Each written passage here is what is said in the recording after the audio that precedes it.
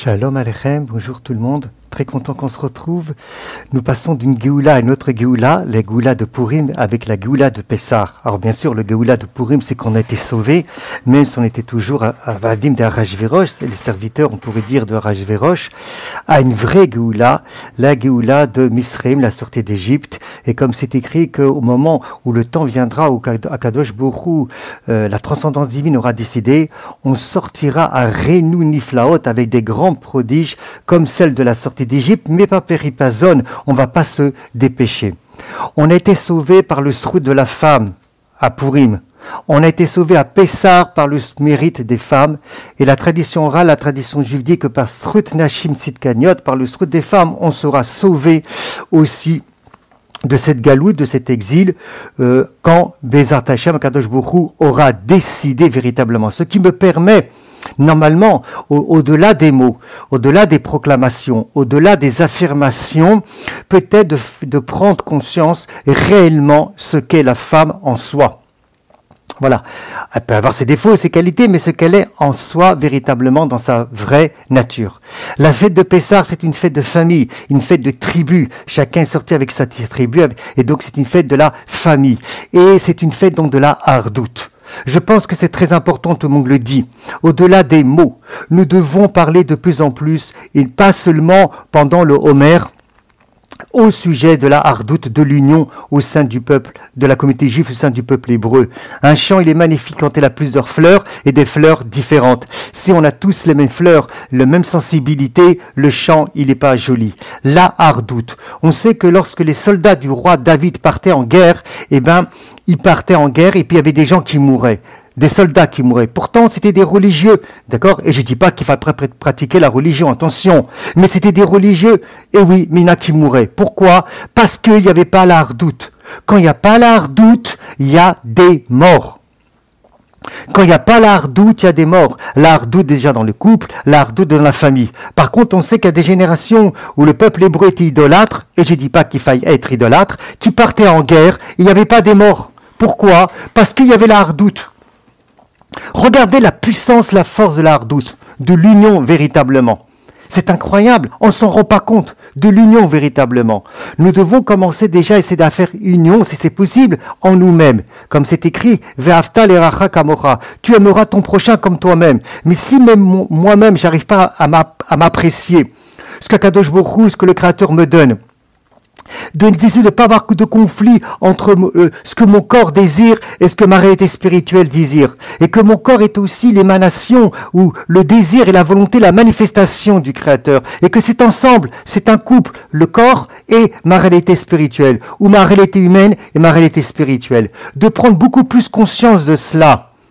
De faire la hardoute en nous. De faire la hardoute autour de nous, en couple. Mais comment arriver à faire véritablement hardoute en couple, l'union en couple, si je vois ma femme ou ma femme me voit uniquement qu'à travers les critères humains? C'est pas possible. Chacun ses défauts, chacun ses qualités. L'homme et la femme sont la ressemblance du divin. Donc on doit essayer de regarder autre chose lorsque je vois la femme et autre chose lorsque on voit le mari. Qu'avant tout, ce sont des manifestations du Créateur.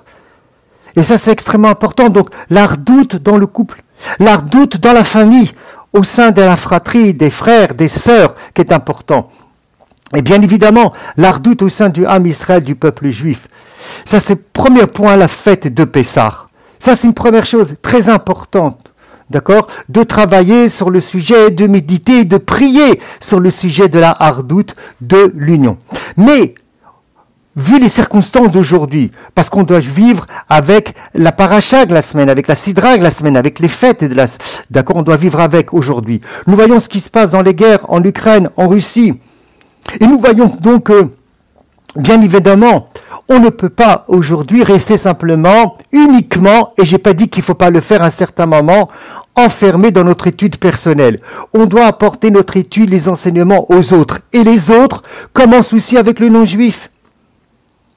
Aussi apporter la lumière aussi aux non-juifs, servir le non-juif en apportant la lumière, en lui apportant les enseignements que nos maîtres lui ont donnés et qui peut bien véritablement aussi comprendre et mettre en pratique.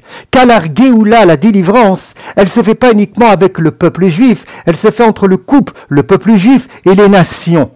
Mais pour cela, il faut que les nations y adhèrent, mais il faut que le peuple juif serve aussi les nations en leur apportant la lumière. Ça aussi, c'est une véritable Géoula. Ça aussi, c'est un véritable, on pourrait dire, comme un couple entre le juif et les nations. Le juif ne devient pas les nations, il ne va pas s'assimiler aux nations, et on ne demande pas aux nations de devenir des juifs, bien évidemment. Mais c'est comme un couple. C'est comme on ne demande pas au corps de devenir une âme, et on ne demande pas à l'âme de devenir un corps. Chacun sa mission.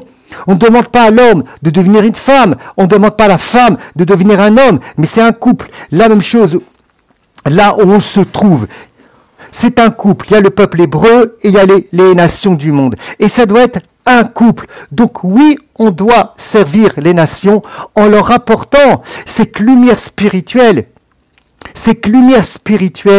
qui est, j'allais dire, partout dans les livres, partout dans la Torah, afin que eux aussi, et il faut le savoir, à travers ce que je peux voir sur Internet, il y a de plus en plus ce qu'on appelle les Bnei Adam, ou bien de plus en plus de personnes qui ne sont pas juifs et qui sont attirées véritablement par la lumière de la Torah. Je dis bien la lumière de la Torah, tout en restant des nations.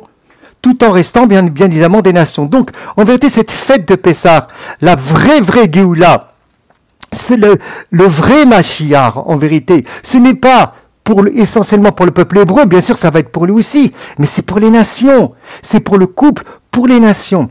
Donc que cette fête de Pessah soit véritablement une ardoute. L'ardoute, comme on a parlé, l'union à l'intérieur du peuple juif, mais aussi l'union avec les nations du monde. Et de pas tout le temps les regarder comme des ennemis. Pas tout le temps de les revoir comme des ennemis. C'est à nous à les servir en apportant la lumière pour transformer l'obscurité en lumière. Et ça aussi, c'est la fête de Pessah. On transforme l'obscurité en lumière. Qu'Akadosh Baruch Hu, que la transcendance divine nous donne cette clairvoyance, cette puissance, cette mission chacun où il est d'apporter la lumière et d'apporter comme une petite Géoula, une petite libération, d'accord, à chaque personne qui va rencontrer, d'apporter à l'intérieur de lui-même autant qu'il peut ce qu'on appelle une Géoula pratique, c'est-à-dire une délivrance intérieure, une délivrance personnelle. Et je le redis, la délivrance personnelle commence de faire la paix entre ce qu'on peut parler l'âme animale et l'âme divine. L'âme animale ou nos instincts animaux ont aussi un rôle à jouer. Eux aussi doivent aimer Dieu, comme c'est écrit. Ve'afta et Hashem Elokecha bechol levavecha. Tu aimeras l'Éternel, pas de tout ton cœur au singulier, mais de tous tes cœurs au pluriel, que même mes instincts animaux, même ma nature animale, va aimer aussi le Créateur, va aimer aussi la transcendance divine. Et ça, c'est une véritable Géoula pratique intérieure que cette fête de Pessah, que cette préparation de fête de Pessah, peut-être que Akadosh Baruch Hu, on verra la Géoula avant, mais que nous puissions nous préparer à cette ardoute, à cette union intérieure, cette union dans le couple, cette union dans la famille, et cette union face aussi aux nations, et je le répète encore une fois, en servant les nations. Memlechet Kohanim, le peuple hébreu est un Memlechet, il est un peuple de Kohen, de prêtres, pour apporter les choses à l'humanité, et bien que nous puissions continuer à servir l'humanité, à apporter l'humanité, pour faire prendre conscience à l'humanité de cette transcendance divine, de cette lumière divine. Qu'Akadosh Baruch Hu vous bénisse dans la joie